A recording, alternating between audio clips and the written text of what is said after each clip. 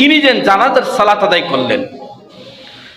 সহিহ বুখারীতে হাদিস রয়েছে, ইবনে আব্বাস রাদিয়াল্লাহু আনহু তিনি জানাজার সালাত আদায় করেছিল, তিনি জোরে সূরাতুল ফাতিহা পড়েছে এবং কি যারা সালাত আদায় করেছে তাদেরকে বলছে সূরাতুল ফাতিহা পড়া হচ্ছে সুন্নাহ, এটা যেন মানুষে বুঝতে পারে। এবং কি 12-13টা 15টা হাদিস রয়েছে জানাজার নামাজের মধ্যে সূরাতুল ফাতিহা পড়তে হবে। কিন্তু বাইতুল মুকাররমের ইমাম দেশনেত্রী খালেদা জিয়ার জানাজার পড়লেন, কিন্তু সূরাতুল ফাতিহা পড়লেন না। অথচ পৃথিবীর মধ্যে সবচেয়ে মূল্যায়ন হচ্ছে একটি দল, পৃথিবীর মধ্যে সবচেয়ে বড় দল হচ্ছে সূরাতুল ফাতিহা। বান্দা যখন সূরাতুল ফাতিহা তেলাওয়াত করে তখন আপনি কি সূরা ফাতিহা বিষয়ে কি আপনার জ্ঞান আছে? সূরা ফাতিহা মানে কি আপনি জানেন?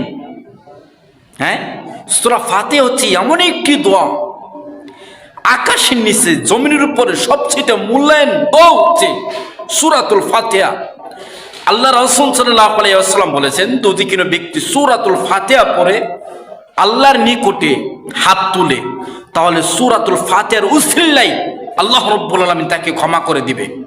সম্মানিত মুসলিম ভাইয়েরা, সূরা ফাতিহা জানাজার নামাজে হয় না, সূরা ফাতিহা জানাজার নামাজের মধ্যে পড়ে না। এমনকি তিনি বলছিল, বাইতুল মুকাররমের ইমাম তিনি বলছিল, বাংলাদেশ থেকে বিদেশ যাচ্ছে মানুষ রিয়াল কামাই করার জন্য, মানে টাকা কামাই করার জন্য, কিন্তু সৌদি আরব থেকে তিনি নিয়ে আসতেছে কি আমিন। আল্লাহ রাসূল সাল্লাল্লাহু আলাইহি ওয়াসাল্লামের একটি সুন্নাত তিনি ব্যঙ্গ করেছে।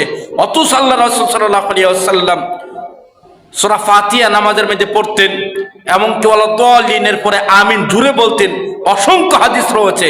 তিনি বাইতুল মুকাররমের ইমাম, তিনি আমাদের আল্লাহ রাসূল সাল্লাল্লাহু আলাইহি ওয়াসাল্লামের সুন্নাত ব্যঙ্গ করেছে। তিনি আল্লাহ রাসূল সাল্লাল্লাহু আলাইহি ওয়াসাল্লামের সুন্নাতকে অপমানিত করেছে।